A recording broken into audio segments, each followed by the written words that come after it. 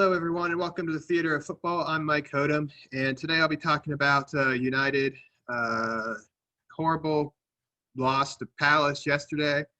Um, Nothing much good to talk about other than Van de Beek getting his first goal for the club.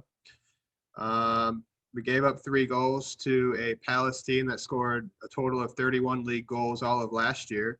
That's not good. And Lindelof had probably his worst performance in a United shirt, which to me says a lot. And no player I felt put in a good performance. It was all bad. Nothing really positive to talk about. Now, after the match, Luke Shaw mentioned, kind of had an indirect shot towards the Glazers and Ed Woodward by saying that the club needs reinforcements and that players respond when new signings, new players come into the club. My first reaction was, oh, good, somebody's players taking a dig at the Glazers, at Woodward. That's great.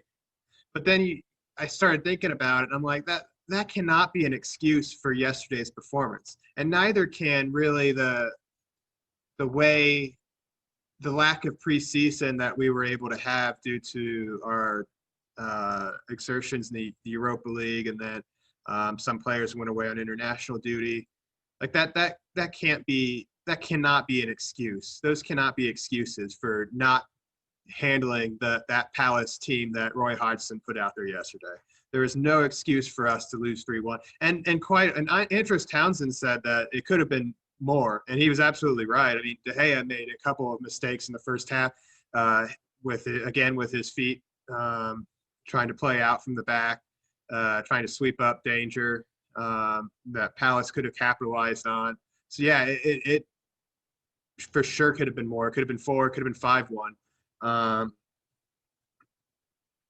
Our overall intensity was just not there at all. So for Luke Shaw to come out and say, yeah, we need reinforcements, we need new players to pick us up, and we only had really a week of training together. You didn't have any reinforcements, so you already know, other than Donnie, you already know how everybody else plays. So to me, the two arguments kind of contradict themselves. I mean, if we were Chelsea, for instance, and signed 6 players, and we come out and put in a performance like that, and 3 or 4 of those players started, okay, yeah, maybe the lack of preseason didn't help. But you look at our team sheet, you look at Palace's, we should have been winning that game 3-1, not them. And there was no urgency. There really was no continuity, but every player thought that they could just take all day on the ball when we had possession. They're taking 2, 3, 4, 5 touches. And it wasn't until Van de Beek came on midway through the second half, roughly, where he offered some one-touch passing that to pick up the pace a little bit in our attacking play, and it helped somewhat. We were able to carve out a couple of openings after that, and he scored. But every player out there seemed to think that they could get the ball and keep it, and especially when you're Maguire or Lindelof and you're at the back and you're just holding onto the ball for 3 seconds, that's doing no one any good. Even if you're not getting closed down, we fall behind a goal in the 6th minute. We need to pick up the pace right away. So you can't just stand there wasting time. We need movement, and it might not be all their fault. There wasn't much movement beyond them, especially in the first half. Everyone was waiting for the ball to come to them just before they started to move, and that to me is easy to defend against. And even any Premier League side should be able to handle that. If you're not gonna be moving off the ball, if there's no intelligent movement off the ball, no runs being made, then there's not much to really worry about. So yeah, Palace had an easy go of it in the first half. Second half, we kind of came into the discussion more a little bit, but it was just poor. And Luke Shaw says those things after the match, and at first I liked it because it was a dig at the Glazers and Ed Woodward. But at the end of the day, you're a professional, and everyone in that locker room should be looking at themselves like, okay, no one's come in other than Donnie. I still have my spot in the squad. I need to go out there and prove that my position if and when we strengthen it is not one, strengthen our squad is not one that needs to be strengthened. And Luke Shaw, his position, we were after Reguilón. We were seriously after him, and he would have come in and provided direct competition to Shaw.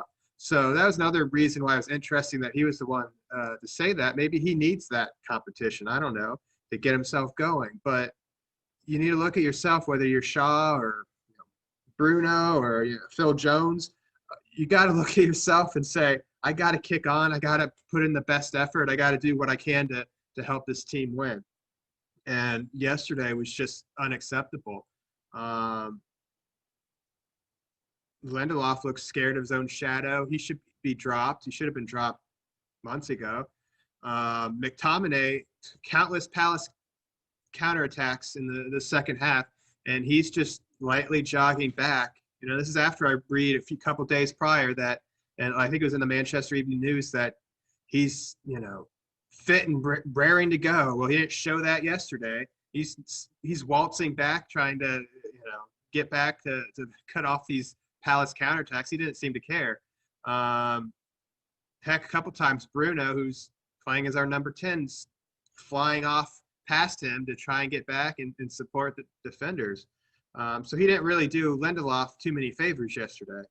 And yeah, I mean, there was just a lot of just poor individual performances, but as a collective, it was poor. And it was like we went into that game knowing that we could play poorly and have an excuse that, oh, well, we've only been together for, a week.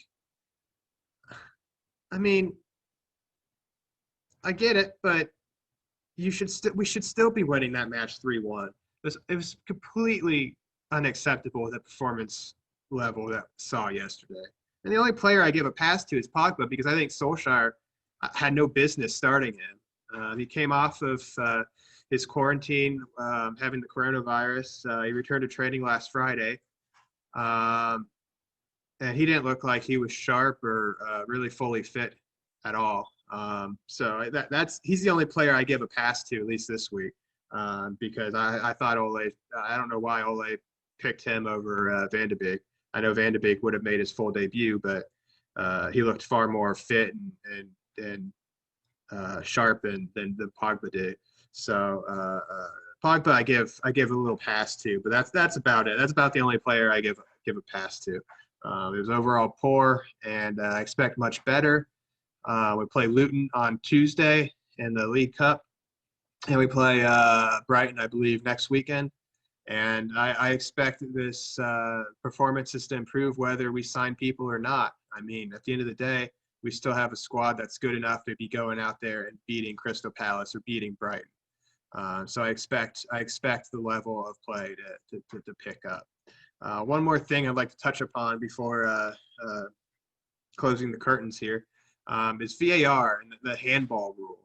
Now, I mentioned Lindelof had his worst game in a United shirt. Well, I do think he was terribly unlucky to have conceded that penalty in the second half. I mean, he's just running along, normally with his arms at his side, hands out in front of him, and Ayew kicks the ball and it comes up and hits him in the arm while he's actually running and not lightly jogging like McTominay. McTominay could have afforded to keep his arms straight down by his side while he's lightly jogging back. But yeah, I thought that was harsh, especially when you watch the game after that. Arsenal, their new signing, Gabriel, goes up for a header, completely misses it. And it hits him right in the elbow with his arms stretched out like this. Why is one a penalty and the other one's not? Like, I don't understand that. To me, Lindelof's arms were in a more natural position because he's running. Gabriel's going up to head the ball, completely missing it, and his arms are out like this. And, people say, oh, well, you go up for a header, you put your arms out like this. Well, not necessarily. I mean, when you run full speed, you're moving your arms like this. When you go to jump and make a header, I've seen plenty of defenders jump and not have their arms out like this. So I don't understand where one is a penalty and another isn't. That's more now. People have said that the rule is the problem. Well, no, there needs to just be consistency there. I believe the rule is your arm has to be, in the silhouette of your body. I don't believe it says it needs to be in a natural position. So if that's the case, then maybe Lindelof's penalty was justified. But then again, uh, uh, West Ham should have had a penalty against Arsenal for what Gabriel did. So it's again more VAR farce, and this by no means is I'm not making any excuses. Like that was the reason why we lost that game to Palace. We would have lost that game anyway, whether that penalty was given or not. So it doesn't really matter in the micro sense, but in the macro sense, uh, just the English officiating from the man in charge on the pitch, supposedly in charge on the pitch, to the VAR official in the at Stockley Park. They need to get these rules straightened out and create some sense of uniformity for every game. With this handball rule, to me, it can be, you can take a lot of the opinion, personal opinions out of it, similar to like offsides. It's cut and dry. You're either an inch offside or you're not. Whether you're an inch offside or 3 yards offside, you're offsides. It is what it is. I think with this handball rule, you can have it be uniform where, okay, if your hand's not by your side and it's your hand, it's going to be a penalty. Okay, that's dumb to me because again, like I said, you can't really run in the box anymore, but at least have some sort of uniformity where the players know what is and what isn't a penalty, and even the coaching staffs know what is and isn't a penalty, so they can start teaching the players what to and not to do in the box. I always liked I prefer the wording having your arm in a natural position, because like running like this to me is a natural position. Yes, your forearms aren't in the silhouette of the silhouette, quote unquote, of your body, but they're in a natural position. So I think there needs to be something sorted out there with that. But I won't hold my breath, because for how great the Premier League is, and how many world-class players are in the league. I obviously am American. I live in America. When I watch an MLS game and see those referees and how they use VAR, it's vastly superior to how they do in England. Now, the quality of play isn't as good as it is in England, obviously, but they've been able to sort it out. I've watched other leagues. The German league seems fine to me. So obviously other countries can get it right. So I'll try to hold out hope that England can get it right too, so we get some uniformity, and that way teams know what they can expect when these kind of innocuous happenings, like with Lindelof, where no Palace players were really appealing for a penalty when it happened, that these don't get turn into the farces. But once again, Palace, I don't think we were going to win that game anyway. I don't think we are even going to get a point. So in the micro sense, it's a moot point. But for the grand scheme of a whole season and moving forward to seasons beyond that, it's just something that needs to get sorted out. This handball rule and how it gets adjudicated in VAR. So, but the curtain is now closing on the Theater of Football. Thank you for joining me. I'm Mike Hodum. Hit us up on Twitter at Theater of Football. If you're watching on YouTube, let us know your thoughts of the United Palace game on Twitter below, and let me know what your thoughts are of VAR and how it's being used with this handball rule, and how it's being ruled for penalties too. So let us know your thoughts, and thank you for joining me. Take care. Oh, hello. Thank you for watching the Theater of Football. If you think Mike got it wrong yet again, please leave your thoughts in the comment section below.